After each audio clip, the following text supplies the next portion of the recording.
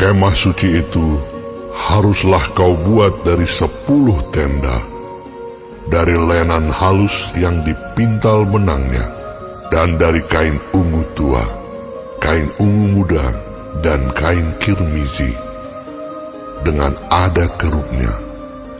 Buatan ahli tenun haruslah kau buat semuanya itu.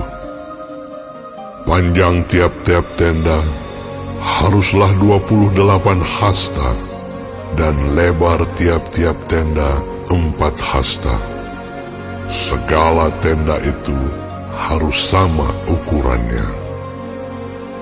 5 dari tenda itu haruslah dirangkap menjadi 1, dan yang 5 lagi juga harus dirangkap menjadi 1. Pada rangkapan yang pertama, di tepi 1 tenda yang di ujung, haruslah engkau membuat sosok-sosok kain ungu tua, dan demikian juga di tepi 1 tenda yang paling ujung pada rangkapan yang kedua.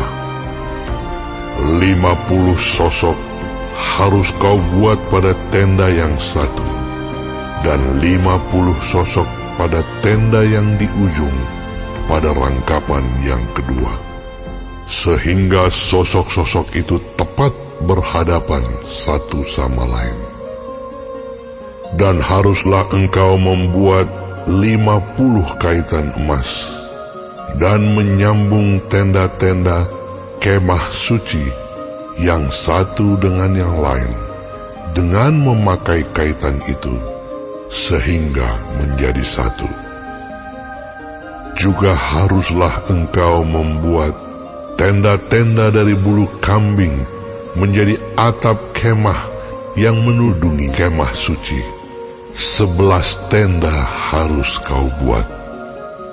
Panjang tiap-tiap tenda harus 30 hasta, dan lebar tiap-tiap tenda 4 hasta. Yang 11 tenda itu harus sama ukurannya. 5 dari tenda itu haruslah kau sambung dengan tersendiri, dan 6 dari tenda itu dengan tersendiri.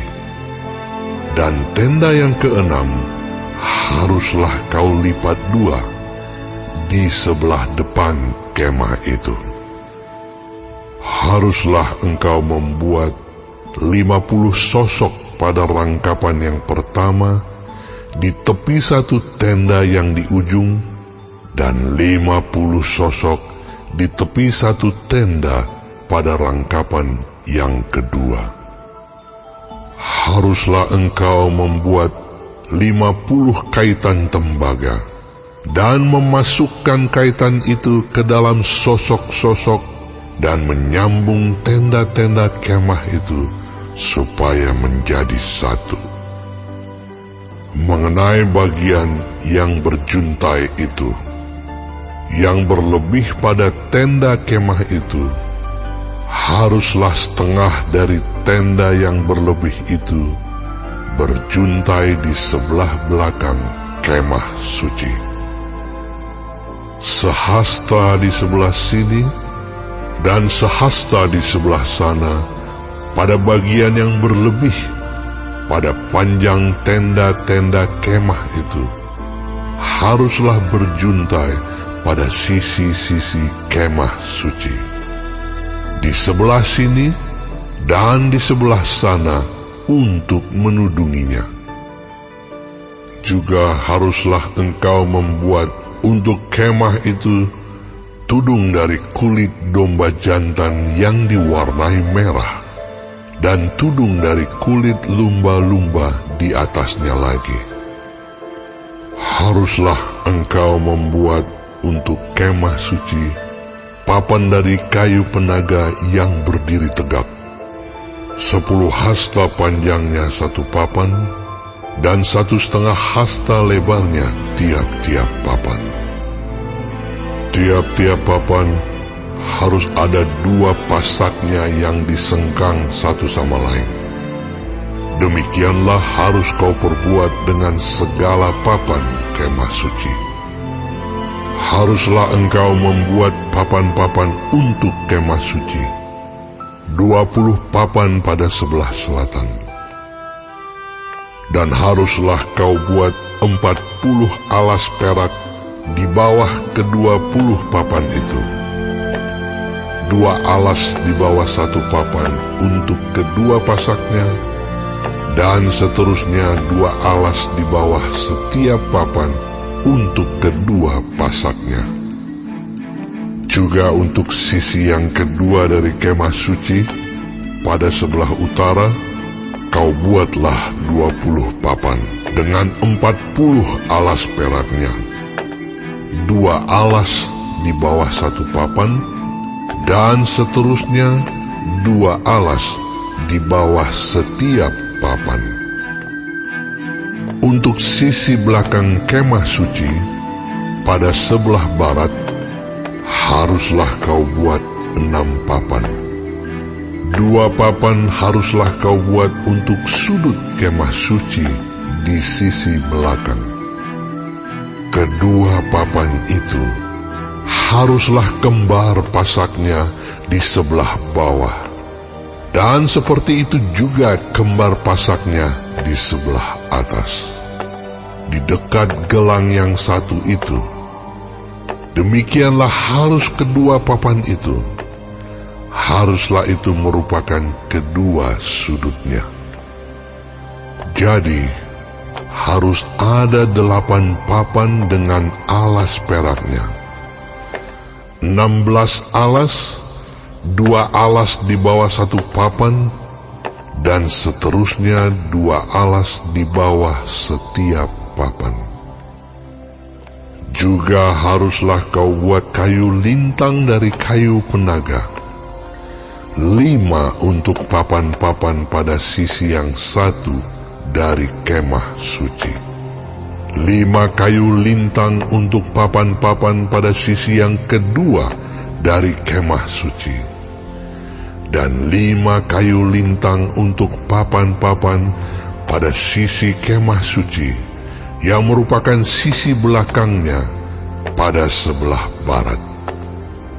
Dan kayu lintang yang di tengah-tengah papan-papan itu, haruslah melintang terus dari ujung ke ujung. Papan-papan itu haruslah kau salut dengan emas. Gelang-gelang itu haruslah kau buat dari emas, sebagai tempat memasukkan kayu-kayu lintang itu. Dan kayu-kayu lintang itu haruslah kau salut dengan emas. Kemudian haruslah kau dirikan kemah suci sesuai dengan rancangan yang telah ditunjukkan kepadamu di atas gunung itu. Haruslah kau buat tabir dari kain ungu tua dan kain ungu muda, kain kirmizi, dan lenan halus yang dipintal benangnya. Haruslah dibuat dengan ada kerupnya, buatan ahli tenun. Haruslah engkau menggantungkannya pada 4 tiang dari kayu penaga yang disalut dengan emas, dengan ada kaitannya dari emas, berdasarkan 4 alas perak. Haruslah tabir itu kau gantungkan pada kaitan penyambung tenda itu, dan haruslah kau bawa tabut hukum ke sana, ke belakang tabir itu, sehingga tabir itu menjadi pemisah bagimu antara tempat kudus dan tempat maha kudus.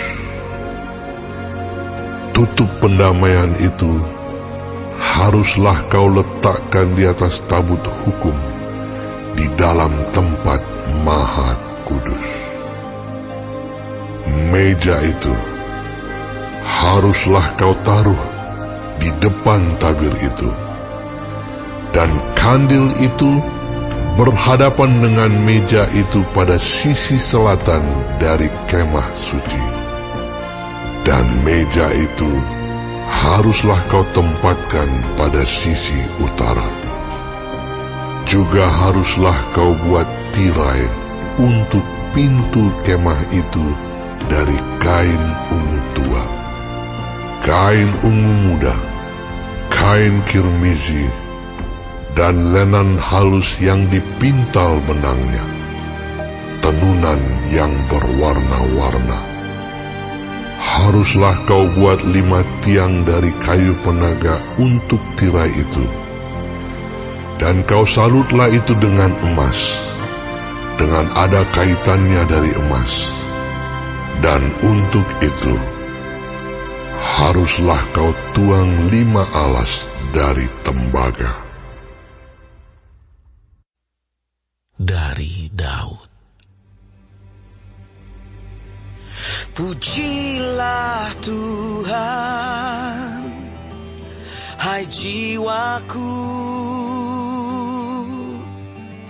Pujilah namanya yang kudus, hai segenap batinku.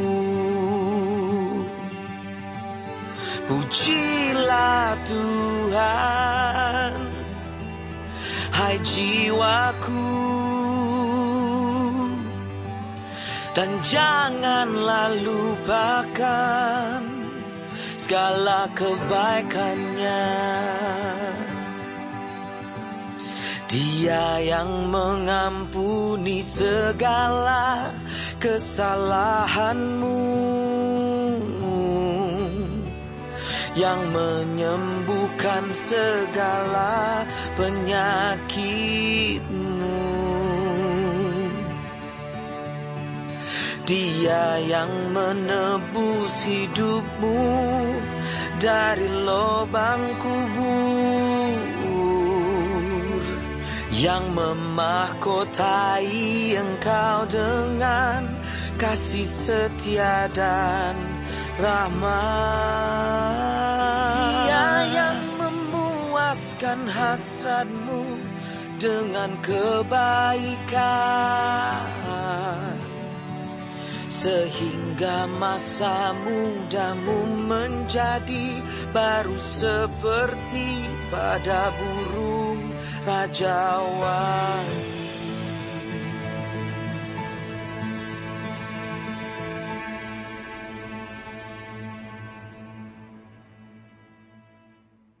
Tuhan menjalankan keadilan dan hukum bagi segala orang yang diperas.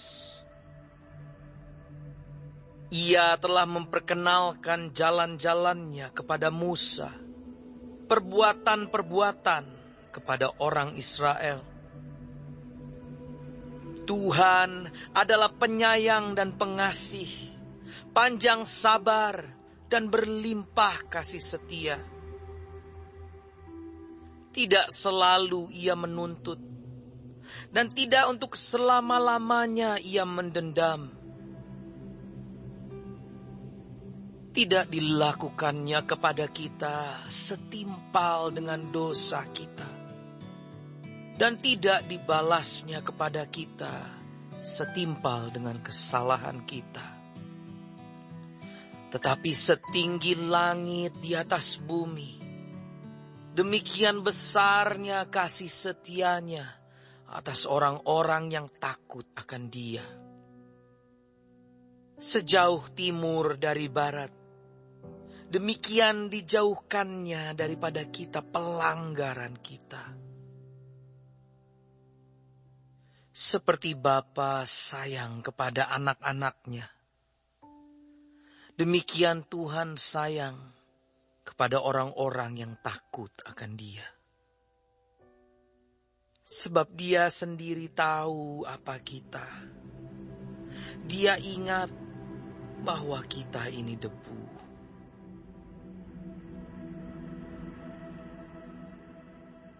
Adapun manusia, hari-harinya seperti rumput, seperti bunga di padang, demikianlah ia berbunga.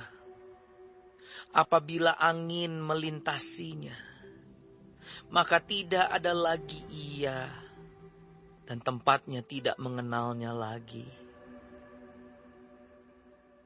Tetapi kasih setia Tuhan dari selama-lamanya sampai selama-lamanya atas orang-orang yang takut akan Dia, dan keadilannya bagi anak cucu, bagi orang-orang yang berpegang pada perjanjiannya dan yang ingat untuk melakukan titahnya. Tuhan sudah menegakkan tahtanya di surga, dan kerajaannya berkuasa atas segala sesuatu. Pujilah Tuhan, hai malaikat-malaikatnya, hai pahlawan-pahlawan perkasa yang melaksanakan firman-Nya dengan mendengarkan suara firman-Nya. Pujilah Tuhan, hai segala tentaranya, hai pejabat-pejabatnya yang melakukan kehendak-Nya. Pujilah Tuhan, hai segala buatannya, di segala tempat kekuasaannya. Pujilah Tuhan, hai jiwaku.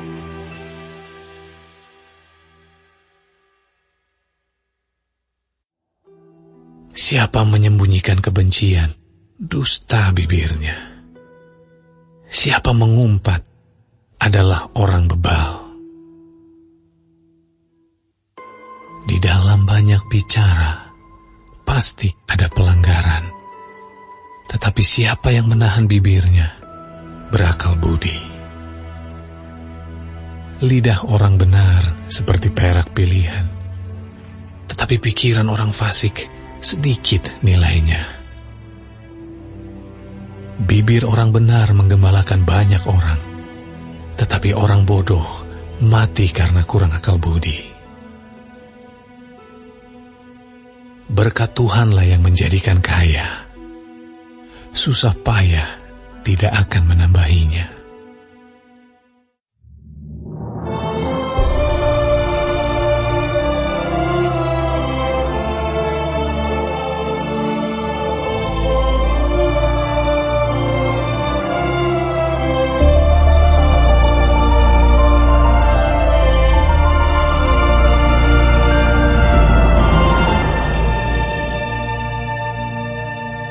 Kitab Lukas. Theophilus yang mulia, banyak orang telah berusaha menyusun suatu berita tentang peristiwa-peristiwa yang telah terjadi di antara kita. Seperti yang disampaikan kepada kita oleh mereka, yang dari semula adalah saksi mata dan pelayan firman. Karena itu, setelah aku menyelidiki segala peristiwa itu dengan seksama dari asal mulanya, aku mengambil keputusan untuk membukukannya dengan teratur bagimu, supaya engkau dapat mengetahui bahwa segala sesuatu yang diajarkan kepadamu sungguh benar. Pada zaman Herodes, Raja Yudea, adalah seorang imam yang bernama Zakaria dari rombongan Abia. Istrinya juga berasal dari keturunan Harun, namanya Elisabet. Keduanya adalah benar di hadapan Allah dan hidup menurut segala perintah dan ketetapan Tuhan dengan tidak bercacat. Tetapi mereka tidak mempunyai anak, sebab Elisabet mandul dan keduanya telah lanjut umurnya. Pada suatu kali, waktu tiba giliran rombongannya, Zakaria melakukan tugas keimaman di hadapan Tuhan. Sebab ketika diundi sebagaimana lazimnya, untuk menentukan imam yang bertugas, dialah yang ditunjuk untuk masuk ke dalam bait suci dan membakar ukupan di situ. Sementara itu seluruh umat berkumpul di luar dan sembahyang. Waktu itu adalah waktu pembakaran ukupan. Maka tampaklah kepada Zakaria seorang malaikat Tuhan berdiri di sebelah kanan mezbah pembakaran ukupan. Melihat hal itu, ia terkejut dan menjadi takut. Tetapi malaikat itu berkata kepadanya, "Jangan takut, hai Zakaria, sebab doamu telah dikabulkan, dan Elisabet istrimu akan melahirkan seorang anak laki-laki bagimu, dan haruslah engkau menamai dia Yohanes. Engkau akan bersukacita dan bergembira, bahkan banyak orang akan bersukacita atas kelahirannya itu. Sebab ia akan besar di hadapan Tuhan, dan ia tidak akan minum anggur atau minuman keras, dan ia akan penuh dengan Roh Kudus mulai dari rahim ibunya. Ia akan membuat banyak orang Israel berbalik kepada Tuhan Allah mereka. Dan ia akan berjalan mendahului Tuhan dalam roh dan kuasa Elia, untuk membuat hati bapa-bapa berbalik kepada anak-anaknya, dan hati orang-orang durhaka kepada pikiran orang-orang benar, dan dengan demikian menyiapkan bagi Tuhan suatu umat yang layak baginya." Lalu kata Zakaria kepada malaikat itu, Bagaimanakah aku tahu bahwa hal ini akan terjadi? Sebab aku sudah tua dan istriku sudah lanjut umurnya.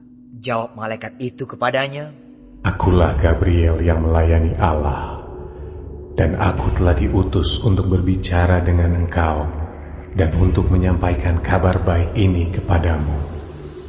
Sesungguhnya, engkau akan menjadi bisu dan tidak dapat berkata-kata sampai kepada hari di mana semuanya ini terjadi, karena engkau tidak percaya akan perkataanku yang akan nyata kebenarannya pada waktunya."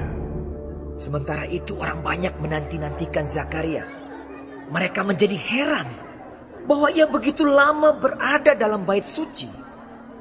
Ketika ia keluar, ia tidak dapat berkata-kata kepada mereka, dan mengertilah mereka bahwa ia telah melihat suatu penglihatan di dalam bait suci.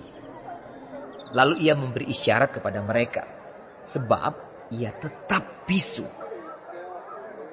Ketika selesai jangka waktu tugas jabatannya, ia pulang ke rumah.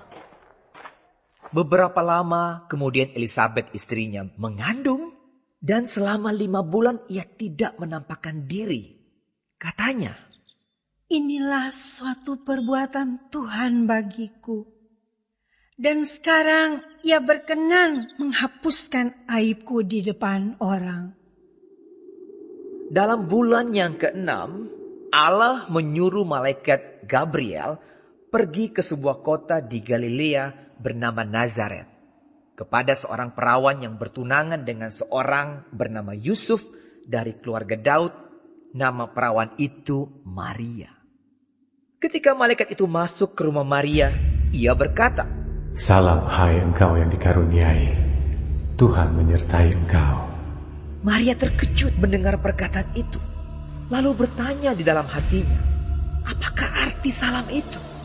Kata malaikat itu kepadanya, "Jangan takut, hai Maria, sebab engkau beroleh kasih karunia di hadapan Allah. Sesungguhnya engkau akan mengandung dan akan melahirkan seorang anak laki-laki, dan hendaklah engkau menamai dia Yesus. Ia akan menjadi besar dan akan disebut anak Allah yang Maha Tinggi, dan Tuhan Allah akan mengaruniakan kepadanya tahta Daud, bapa leluhurnya. Dan ia akan menjadi raja atas kaum keturunan Yakub sampai selama-lamanya, dan kerajaannya tidak akan berkesudahan." Kata Maria kepada malaikat itu, "Bagaimana hal itu mungkin terjadi? Karena aku belum bersuami." Jawab malaikat itu kepadanya, "Roh Kudus akan turun atasmu, dan kuasa Allah yang Maha Tinggi akan menaungi engkau. Sebab itu anak yang akan kau lahirkan itu akan disebut kudus, anak Allah. Dan sesungguhnya Elisabet sanakmu itu, ia pun sedang mengandung seorang anak laki-laki pada hari tuanya. Dan inilah bulan yang ke-6 bagi dia, yang disebut mandul itu. Sebab bagi Allah tidak ada yang mustahil." Kata Maria, Sesungguhnya aku ini adalah hamba Tuhan. Jadilah padaku menurut perkataanmu itu. lalu malaikat itu meninggalkan dia. Beberapa waktu kemudian berangkatlah Maria dan langsung berjalan ke pegunungan menuju sebuah kota di Yehuda. Di situ ia masuk ke rumah Zakaria dan memberi salam kepada Elisabet. Dan ketika Elisabet mendengar salam Maria, melonjaklah anak yang di dalam rahimnya dan Elisabet pun penuh dengan Roh Kudus. Lalu berseru dengan suara nyaring, Diberkatilah engkau di antara semua perempuan, dan diberkatilah buah rahimmu. Siapakah aku ini sampai ibu Tuhanku datang mengunjungi aku? Sebab sesungguhnya ketika salammu sampai kepada telingaku, anak yang di dalam rahimku melonjak kegirangan. Dan berbahagialah ia yang telah percaya, sebab apa yang dikatakan kepadanya dari Tuhan akan terlaksana. Lalu kata Maria, Jiwaku memuliakan Tuhan, dan hatiku bergembira karena Allah, Juru Selamatku. Sebab ia telah memperhatikan kerendahan hambanya. Sesungguhnya mulai dari sekarang, segala keturunan akan menyebut aku berbahagia. Karena Yang Maha Kuasa telah melakukan perbuatan-perbuatan besar kepadaku, dan namanya adalah kudus. Dan rahmatnya turun-temurun atas orang yang takut akan dia. Ia memperlihatkan kuasanya dengan perbuatan tangannya, dan mencerai-beraikan orang-orang yang congkak hatinya. Ia menurunkan orang-orang yang berkuasa dari tahtanya, dan meninggikan orang-orang yang rendah. Ia melimpahkan segala yang baik kepada orang yang lapar, dan menyuruh orang yang kaya pergi dengan tangan hampa. Ia menolong Israel hambanya, karena ia mengingat rahmatnya, seperti yang dijanjikannya kepada nenek moyang kita, kepada Abraham dan keturunannya untuk selama-lamanya. dan Maria tinggal kira-kira 3 bulan lamanya bersama dengan Elisabet, lalu pulang kembali ke rumahnya. Kemudian genaplah bulannya bagi Elisabet untuk bersalin, dan ia pun melahirkan seorang anak laki-laki. Ketika tetangga-tetangganya serta sanak saudaranya mendengar bahwa Tuhan telah menunjukkan rahmatnya yang begitu besar kepadanya, bersukacitalah mereka bersama-sama dengan dia. Maka datanglah mereka pada hari yang ke-8 untuk menyunatkan anak itu, dan mereka hendak menamai dia Zakaria menurut nama bapaknya. Tetapi ibunya berkata, Jangan, ia harus dinamai Yohanes. kata mereka kepadanya. Tidak ada di antara sanak saudaramu yang bernama demikian. Lalu mereka memberi isyarat kepada bapaknya untuk bertanya nama apa yang hendak diberikannya kepada anaknya itu. Ia meminta batu tulis, lalu menuliskan kata-kata ini. Namanya adalah Yohanes. Dan mereka pun heran semuanya. Dan seketika itu juga terbukalah mulutnya dan terlepaslah lidahnya. Lalu ia berkata-kata dan memuji Allah. Maka ketakutanlah semua orang yang tinggal di sekitarnya. Dan segala peristiwa itu menjadi buah tutur di seluruh pegunungan Yudea. Dan semua orang yang mendengarnya merenungkannya dan berkata, Menjadi apakah anak ini nanti? sebab tangan Tuhan menyertai dia. Dan Zakaria ayahnya penuh dengan Roh Kudus lalu bernubuat. Katanya, Terpujilah Tuhan Allah Israel, sebab ia melawat umatnya dan membawa kelepasan baginya. Ia menumbuhkan sebuah tanduk keselamatan bagi kita di dalam keturunan Daud, hambanya itu.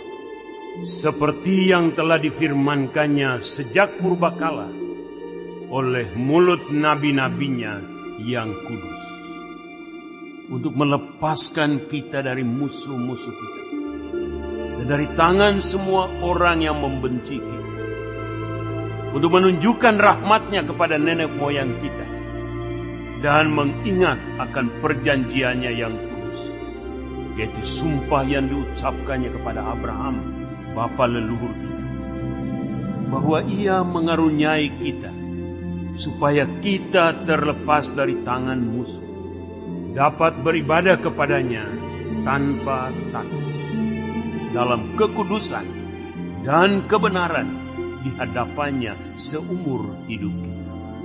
Dan engkau, hai anakku, akan disebut Nabi Allah yang Maha Tinggi, karena engkau akan berjalan mendahului Tuhan untuk mempersiapkan jalan baginya, untuk memberikan kepada umatnya pengertian akan keselamatan yang berdasarkan pengampunan dosa-dosa mereka, oleh rahmat dan belas kasihan dari Allah kita, dengan mana Ia akan melawat kita, surya pagi dari tempat yang tinggi, untuk menyinari mereka yang diam dalam kegelapan dan dalam naungan maut, untuk mengarahkan kaki kita kepada jalan damai sejahtera.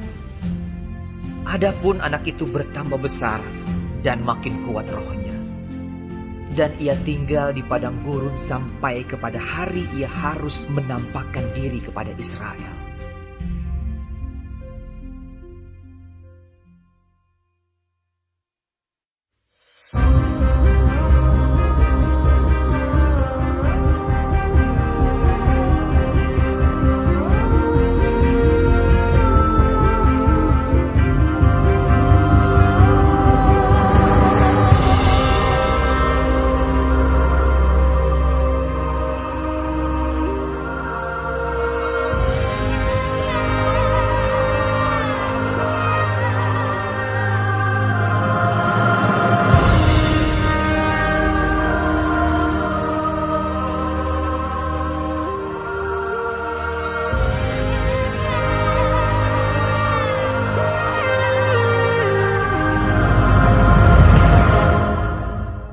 Kitab 1 Tesalonika.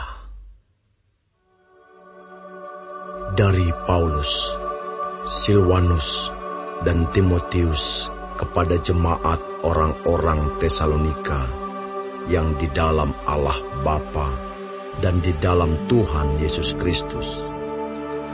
Kasih karunia dan damai sejahtera menyertai kamu. Kami selalu mengucap syukur kepada Allah karena kamu semua, dan menyebut kamu dalam doa kami. Sebab kami selalu mengingat pekerjaan imanmu, usaha kasihmu, dan ketekunan pengharapanmu kepada Tuhan kita Yesus Kristus, di hadapan Allah dan Bapa kita. Dan kami tahu, hai saudara-saudara yang dikasihi Allah, bahwa Ia telah memilih kamu. Sebab Injil yang kami beritakan bukan disampaikan kepada kamu dengan kata-kata saja, tetapi juga dengan kekuatan oleh Roh Kudus, dan dengan suatu kepastian yang kokoh. Memang kamu tahu bagaimana kami bekerja di antara kamu, oleh karena kamu, dan kamu telah menjadi penurut kami dan penurut Tuhan. Dalam penindasan yang berat, kamu telah menerima firman itu dengan sukacita yang dikerjakan oleh Roh Kudus, sehingga kamu telah menjadi teladan untuk semua orang yang percaya di wilayah Makedonia dan Akaya. Karena dari antara kamu, firman Tuhan bergema bukan hanya di Makedonia dan Akaya saja, tetapi di semua tempat telah tersiar kabar tentang imanmu kepada Allah, sehingga kami tidak usah mengatakan apa-apa tentang hal itu. Sebab mereka sendiri bercerita tentang kami, bagaimana kamu sambut, dan bagaimana kamu berbalik dari berhala-berhala kepada Allah untuk melayani Allah yang hidup dan yang benar, dan untuk menantikan kedatangan anaknya dari surga, yang telah dibangkitkannya dari antara orang mati, yaitu Yesus, yang menyelamatkan kita dari murka yang akan datang.